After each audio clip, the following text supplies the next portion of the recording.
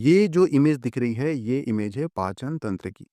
तो यहीं से आधे क्वेश्चन आपके बन जाएँगे। इस इमेज को ध्यान से पढ़ लेना, ठीक है? आगे जो एमसीक्यू होने वाले हैं, ये एमसीक्यू इसी इमेज पर बेस है। जैसे क्वेश्चन आपको आएगा कि ग्रास निलय का कार्य क्या है? तो ये भोजन को आमाशय तक ले जाता है। हुआ क्लियर?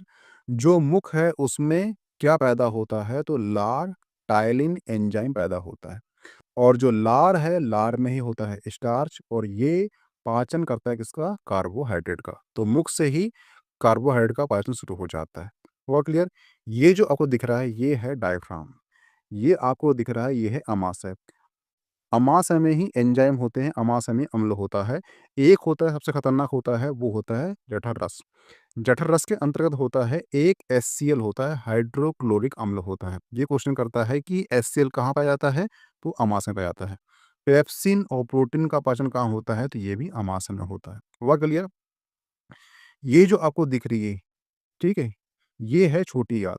छोटी आंत में ही इसका नाम छोटी आंत है पर इसका नाम छोटी आंत है, परंतु इसका काम बहुत बड़ा है।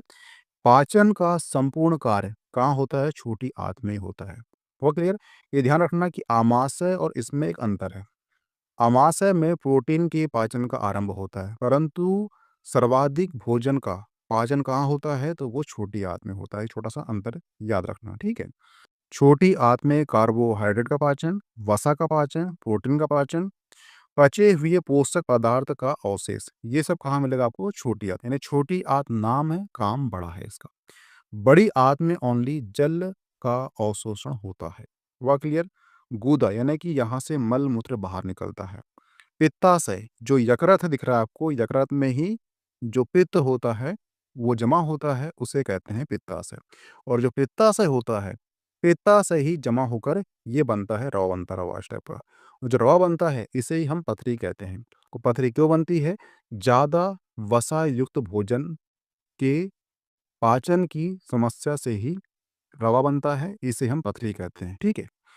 तो ध्यान रखना, जो पित्ताशय है, यहाँ पर वसा का इमल्सीकरण होता है, पित्त का भंडार होता है और जो यकृत है, ये पित्त का उत्पन्न होता है। यकृत में ही ग्लाइकोजेनिस होता है और यही ग्लूकोज को बदलता है और जो ग्लूकोज है, वो रक्त के माध्यम से शरीर के विभिन्न कोशिका ऊतक तक पहुँचाया जाता है।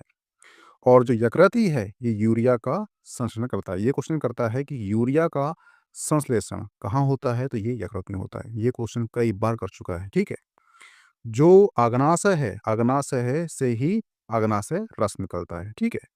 और ये अपेंडिक्स है, यानी कि जब कुछ बॉडी में अनवांटेड चीज़ बढ़ जाती है, तो यहाँ पे वो बड़ी हो जाती है और इसका वो ऑपरेशन होता है, इसे अपेंडिक्स ऑपरेशन कहते हैं। इसका उतना यूज़ नहीं है, ठीक है? वो अनवांटेड चीज़ बॉडी में बढ़ जाती है, तो ये भी वसा रूप में बढ़ जाता है, ठीक है? कोई दिक्कत नहीं। तो यहाँ से क्वेश्चन आपको करेगा। अब हम देख लेते हैं इसके एमसीक्यू। तो आपके ये सारे जो क्वेश्चन हैं, ये डाउट पूरा क्लियर हो जाएगा। पहला क्वेश्चन है, मानव शरीर में पाचन का अधिकांश भाग किस अंग में संपन्न होता है?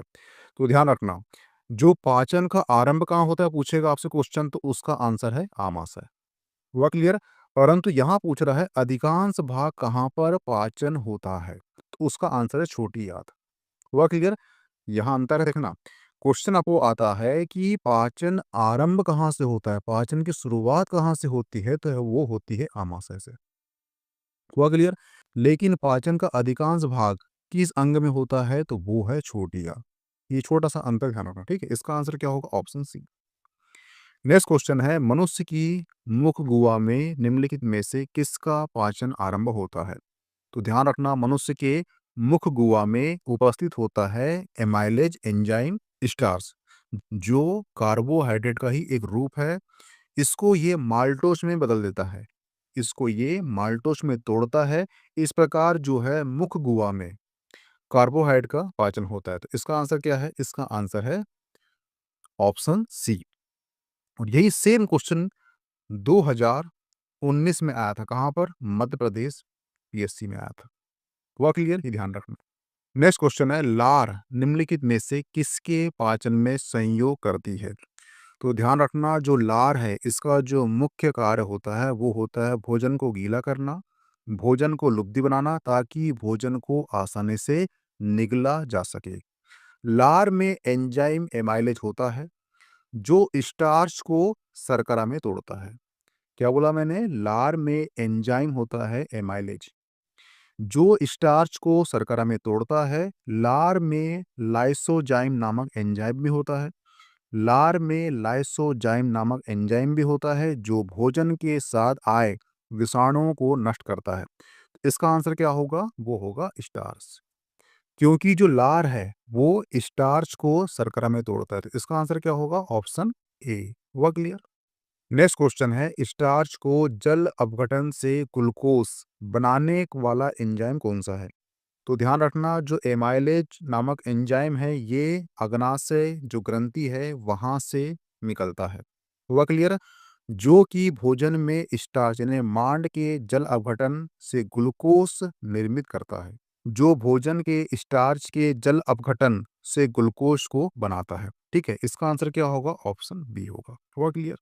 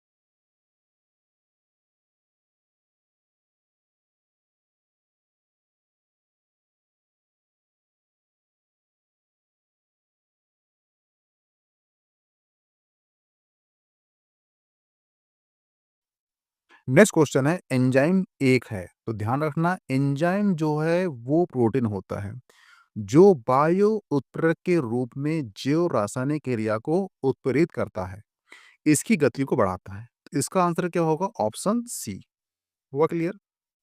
उत्प्रेरक यानी कि कोई चीज निष्क्रिय है उसको सक्रिय बनाना, उसे कहते हैं उत्प्रेरक, जो एंजाइम करता है। नेक्स्ट क्वेश्चन है कि एंजाइम मूलतः होता क्या है? तो इसके पहले मैं बता चुका हूं आपको कि एंजाइम मूलतः क्या होता है, वो होता है प्रोटीन होता है। हुआ क्लियर? इसका आंसर क्या होगा? ऑप्शन सी होगा, जिसका निर्माण जो है नाइट्रोजनिक पदार्थ या अमोनिया अम्ल के संश्लेषण द्वारा होता है।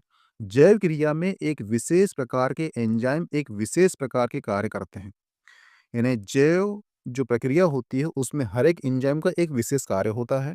ठीक है, यानी ये मान लीजिए कि हर एक ताला का अलग चाबी होती है, उस प्रकार हर एक एंजाइम का अपना अपना कार्य होता है। तो इसका आंसर क्या है? मूलतः क्या होते हैं? तो ये प्रोटीन होते हैं। इसका आंसर क्या है? सी है। वो क्लियर?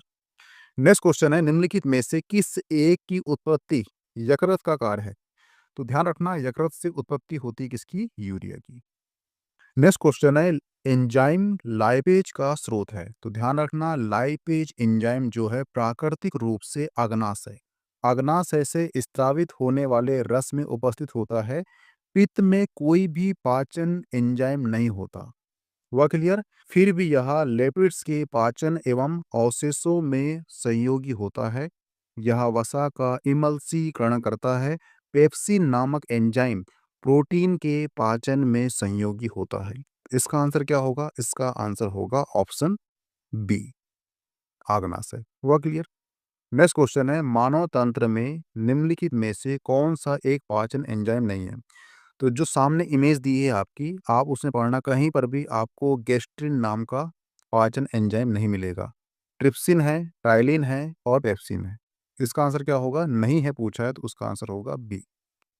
नेक्स्ट क्वेश्चन है, मानव शरीर में प्रोटीन का पाचन निम्नलिखित में से किस अंग में आरंभ होता है? तो ध्यान रखना, मानव शरीर में प्रोटीन का जो पाचन है इसका आरंभ कहाँ से होता है? तो ये होता है आमाशय से होता है। हुआ क्लियर?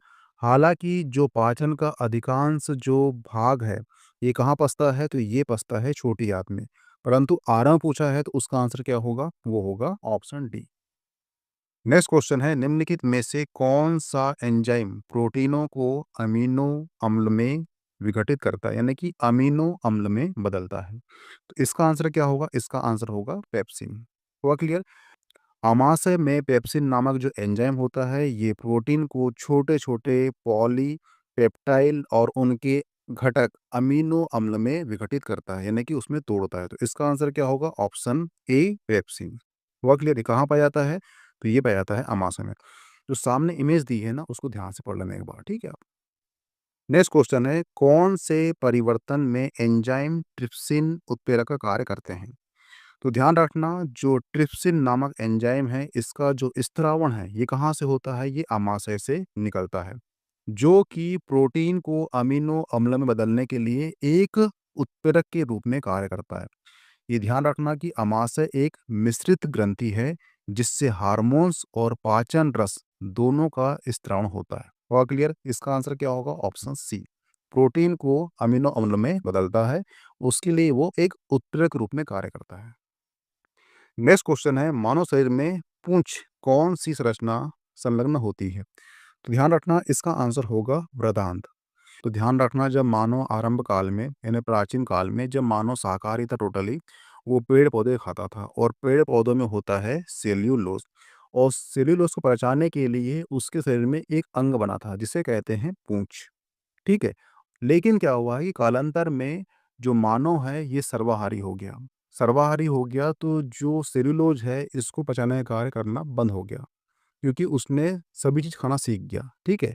तो पेड़-पौधे, जो पत्तियाँ थी, उसको कम खाने लगा। तो सिंपल सी बात है, जो सेल्यूलोज है, उसको वो नहीं खा रहा था। जब वो नहीं खाएगा तो उसका जो निर्माण हो रहा था, वो बंद हो जाएगा। जब वो बंद हो जाएगा तो उसके लिए जो पूँछ बनी थी, उसके पाचन के लिए, वो भी बुझ जाएगी, यानी खत्म हो जाएगी। इसलिए मानव की पूँछ नहीं है, ठीक है? और वो कहाँ पर है? वृद्धांत। ठीक है? इसमें वो बदल गई है, यानी छोटी हो गई बहुत ज़्यादा, जो दिखती नहीं है। लेकिन आज भी जो जानवर है, वो पेड़-पौधे, पत्तियाँ खाते हैं, जिसमें होता है सेल्यूलोज़, इसलिए उनकी आज भी पूँछ बरकरार है। तो इसका आंसर क्या होगा? Option A. नेक्स्ट क्वेश्चन है, मानव शरीर में क्षुद्रांत के 3 संरचना भागों को लंबाई का कौन-सा हार्सवान क्रम है? तो ध्यान रखना, यहाँ पे लिखा है हार्सवान, यानी कि सबसे छोटा, फिर उससे बड़ा, फिर उससे बड़ा। इस प्रकार के प्रश्न आते हैं, तो आप प्लीज़ इंग्लिश में ही उसे पढ़ना। हुआ क्लियर? ठीक है? तो आपको वो क्वेश्चन आसानी से बन जाएगा। तो ध्यान रखना, यहाँ पे 3 क्षुद्रांत के भाग होते हैं। एक होता है डेड्यूनम, एक होता है जेनिनम, और एक होता है इलियम। डेड्यूनम यानी होता है ग्रहणी, मध्यांत्र यानी होता है जिनोनम, और शेषांत्र यानी होता है इलियम। ठीक है? तो इसमें सबसे लंबा भाग होता है 3.5 मीटर की होती है शेषांक। मध्यांतर यानी जो बीच में होता है, तो उसका आंसर क्या होगा? ये होगा 2.5 मीटर का। और जो ग्रहणी है, ये सबसे छोटी होती है, ये होती है 25 सेंटीमीटर की होती है। ठीक है? और यहाँ बोलता है हार्सवान, यानी कि घटते क्रम में बोला है उसने। सबसे बड़ा शेषांत्र, उससे छोटा मध्यांत्र, उससे छोटा ग्रहणी। इसका आंसर क्या होगा? ऑप्शन डी होगा। इस प्रकार क्वेश्चन को कभी भी ध्यान रखना कि इंग्लिश में ही हल करना। हुआ क्लियर? इसका आंसर क्या होगा? Option D. नेक्स्ट क्वेश्चन है, शरीर में अतिरिक्त ग्लूकोज ग्लाइकोजन में परिवर्तन होकर भंडारित होता है। तो ध्यान रखना, मानव शरीर की सबसे बड़ी ग्रंथि होती है क्या? यकृत, जिसका मुख्य कार्य होता है रक्त में उपस्थित अतिरिक्त ग्लूकोज को ग्लाइकोजन के रूप में बदलना।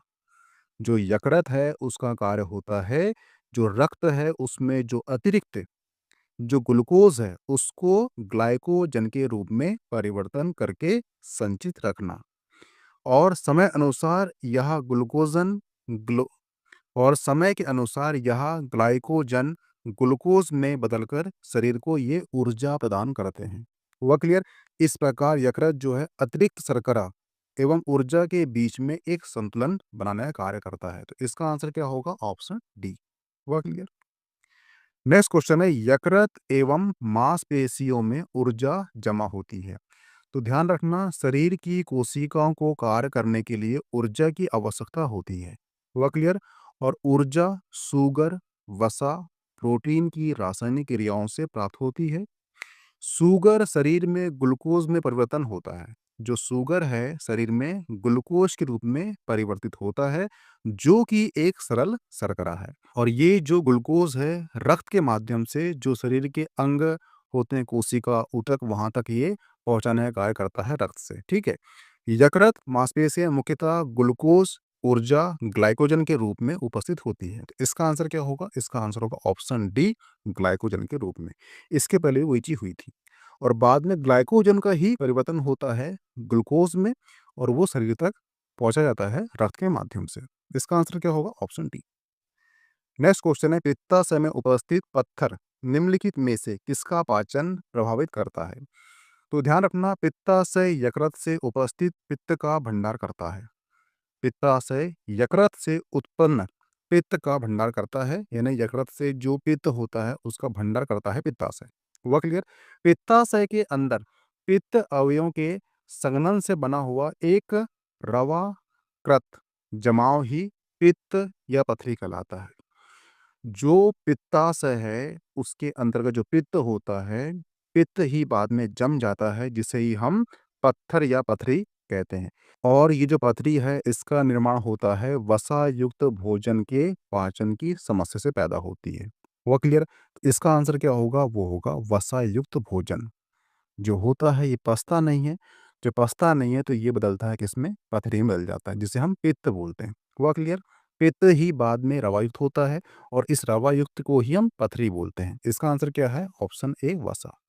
इसलिए ध्यान रखना कि जब भी किसी को पथरी होती है तो उसे बोलते हैं कि चिकन, मीट, मटन ना खाए, पानी अधिक से अधिक पिए, ठीक है? जब वो वसायुक्त भोजन नहीं खाएगा तो यकृत में जो पित्त है उसका निर्माण नहीं होगा, वो पित्तस में वो जमा नहीं होगा तो वो रवा नहीं बनेगा, जब रवा नहीं बनेगा तो पथरी भी नहीं होगी। हुआ क्लियर?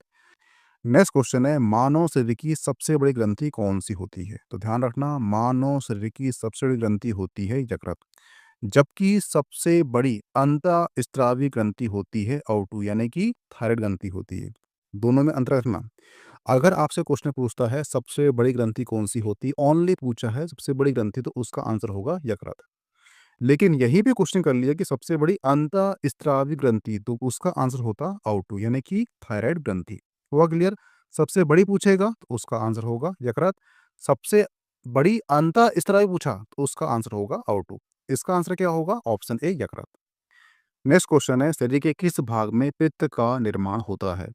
बता चुका था आपको कि जो यकृत है उसमें ही पित्त का निर्माण होता है, वो पित्ताशय में जमा होता है, तो इसका आंसर क्या होगा? Option A. और यही पित्त जो है बाद में बनता है रवा, जिसे हम पथरी कहते हैं, जो पैदा कैसे होता है? वसा युक्त भोजन के पचने की समस्या से पैदा होता है। हुआ क्लियर? इसका आंसर क्या होगा? ऑप्शन ए यकृत।